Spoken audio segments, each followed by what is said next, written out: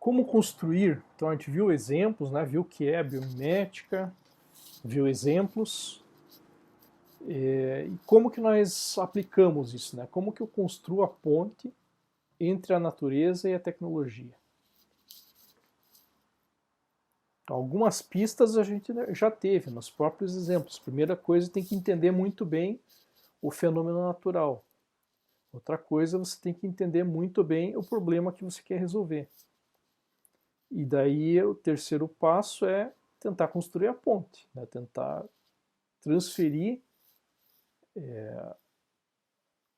aquilo que a natureza faz para a tecnologia humana, usando a tecnologia humana. E isso significa o quê? Alguma coisa muito parecida, a cópia direta não é tão eficiente. Então, o que é interessante é procurar fazer uma interpretação. Então, mas existem duas grandes abordagens, né, para tentar fazer essa ponte. Então, uma delas é partir do modelo natural. Então, você vai lá, estuda o organismo, tá? Entende, né, o que o biólogo faz, né, principalmente, eles não estão tão preocupados com utilizar o organismo, eles estão preocupados em entender aquele organismo, classificar, né, entender como que ele nasce, se alimenta, se reproduz, se comporta, né, e depois isso já seria um uso tecnológico da biologia, tentar aplicar aqueles conhecimentos que se aprendeu na área tecnológica. Isso seria partir de um modelo natural. Então eu posso pegar qualquer coisa, né? Por exemplo, um caruncho, né? Que come grãos aí, milho, arroz, etc. Vou estudar como é que ele se comporta, como é que nasce e tal, e depois vou tentar achar aplicações para aquilo. Seria mais ou menos o que se na, na, na gestão da tecnologia se chama de technology push. Tá? Então, technology push é isso, é a empresa desenvolver novas soluções, novas tecnologias, e depois que ela desenvolver, ela vai tentar achar aplicações para aquilo. Então, tem exemplos disso, né? Então, o velcro não, desculpe, o Teflon foi um desenvolvimento da DuPont, se eu não me engano, que é um plástico com baixo coeficiente de atrito, e depois eles foram tentar achar aplicações para aquilo. E existem novas aplicações surgindo até hoje. Né? Então, seria mais ou menos similar a isso. Você vai entender o organismo e depois vai tentar aplicar aquilo em várias áreas de tecnologia humana. E tem um segundo, que talvez é o que faz mais sentido, né? A maior parte da biomimética está voltada para isso. Você tem um objetivo tecnológico que você quer alcançar. E aí você vai procurar modelos biológicos, né? Os organismos que possam realizar aquela função. Então, com foco num problema existente, buscar os organismos que podem trazer as inspirações. E existem duas táticas. Uma é a tática da cópia mais fiel possível. Por exemplo, a empresa Festo faz isso, né? Então eles têm N robôs tentando imitar aqui o canguru, né?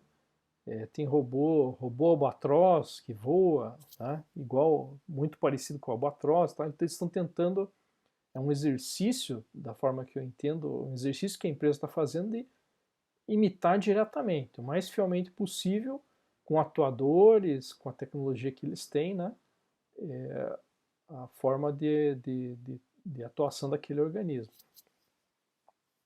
E daí com isso, lógico que existe muito aprendizado. Porém, talvez não seja tão eficiente, né? Você emular exatamente, fielmente o organismo. E existe uma segunda abordagem que é a interpretação. Então, interpretar o modelo natural considerando as diferenças contextuais. Então, um exemplo disso aí é o que aconteceu no voo. Então, os primeiros, por exemplo, lá o Da Vinci, que foi um dos primeiros a pensar no voo, ser humano voar, né? Lógico, vários pensaram antes dele, né? Tem todo o mito do Ícaro, né? Ícaro e Dédalo e tal. Mas, vamos dizer assim, ele foi um dos que registrou isso e tal, para nós, né? Tá aí até hoje os desenhos dele. Daí aquela ideia de imitar a asa e usar os braços para acionar e bater as asas e tal, não deu certo, né? Na época não tinha os materiais, etc. O que acabou dando certo? Asas fixas, pensando lá no 14 bis agora. Asas fixas, né? Usando o princípio da sustentação, então imprimindo velocidade nessas asas, gerando uma diferença de pressão entre os dois bordos da asa e entre a parte de cima e a parte de baixo da asa, e aí se conseguiu a sustentação, com motor, né, com uma propulsão por motor. Então, tem similaridade com o pássaro? Tem. Tá? Tem gente que fala que os aviões são os pássaros de prata, né, uma forma meio poética de chamar. Então, existe uma certa similaridade, mas com as limitações que a tecnologia permite. E também com uma certa eficiência, com um certo conforto. Né? Imagine o que seria um avião que batesse as asas. Né? Então, muita gente que tem medo de turbulência e tal ia ficar horrorizado, né? Se o avião agisse como um pássaro, cada batida, cada vez que ele bate a asa, o avião levanta. E quando ele está entre uma batida e outra, o avião dá uma descida. Então ficaria o tempo todo balançando. Né? Talvez não fosse muito agradável, né, para as pessoas. Então essa segunda tática é isso, você interpretar o modelo natural considerando os diferentes contextos e aquilo que a tecnologia permite.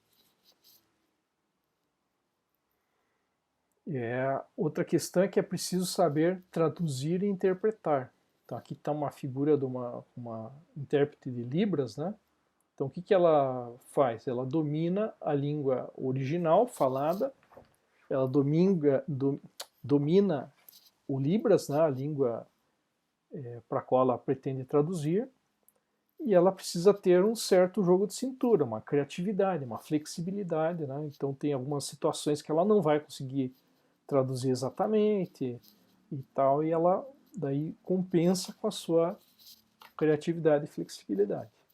Então essa que é o biomimético, o projetista biomimético, ou quem quer usar a biomimética, tem que assumir mais essa postura do tradutor, né, do intérprete,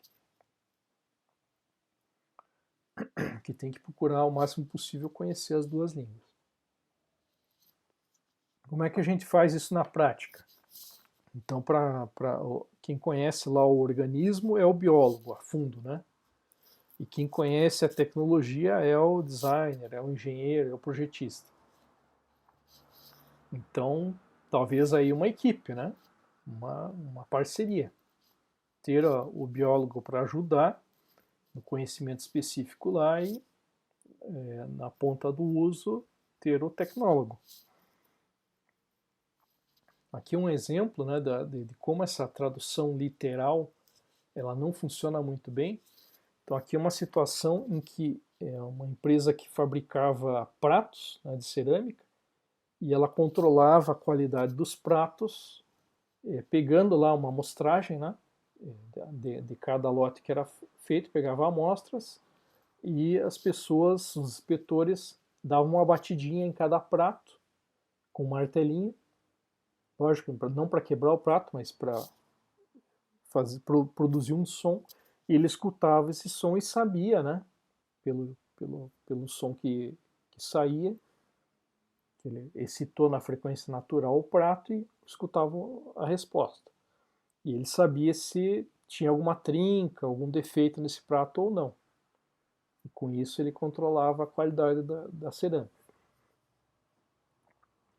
Daí a tradução literal que se tentou fazer foi criar um robozinho para fazer isso. Então ele ia bater no prato, ia ter um microfone para captar esse som, né, e daí comparar com certos padrões, e acabou sendo muito difícil todo o ajuste desse robô, e nunca funcionou bem. Né, e no começo quebrava, batia muito forte, quebrava os pratos, depois se ajustou isso, tudo bem, não quebrava, mas depois era difícil interpretar exatamente como a pessoa fazia, e aí veio a interpretação. Então, como que foi a interpretação? Ao invés de bater com o martelinho no prato, vibrar o prato e captar essa vibração. E daí criar parâmetros para isso. O que é parâmetro aceitável ou não. Então a interpretação sempre vai ser uma solução melhor aí no caso. Existe um modelo, né, que é o modelo unificado de biomimética. Tem um estudante de mestrado que eu orientei que ele achou esse modelo e depois aplicou. Esse modelo é de um professor francês lá. E é muito interessante esse modelo, porque ele usa que existem muitas técnicas de biomimética. Então, esse modelo está acima, ele é um metamodelo, né? Você pode aplicar várias técnicas dentro desse modelo. Então ele parte da análise do problema, abstração do problema técnico, transposição para a biologia. Daí você vai buscar modelos biológicos ou fontes lá na natureza que podem ser inspiração, vai selecionar o modelo de interesse, aí vai entender mais como que é a estratégia biológica, abstrair, transpor para a tecnologia, implementar e testar no contexto inicial. Se a solução foi satisfatória, sai e aproveita essa solução. Se não, você volta, analisa novamente o problema e percorre novamente o caminho. Então, é um modelo muito interessante, daí para cada etapa tem as ferramentas aplicáveis, tal. Quem quiser, só pesquisar, né, FAEMI e outros 2017 vai achar lá o artigo onde ele descreve o modelo. Para saber mais, né, tenho alguns livros, tem muitos livros, né, sobre isso. Eu indico um livro, uma compilação do Bar Cohen, ele é organizador, é de vários autores. Tem o livro de biomimética da Janine Binius, que foi traduzido para o português. Tem a dissertação do próprio estudante que eu acabei de citar, o Giovanni Malinowski. Quem quiser, ele aplicou, né, aquele processo unificado para um problema de mobilização de pacientes infantis.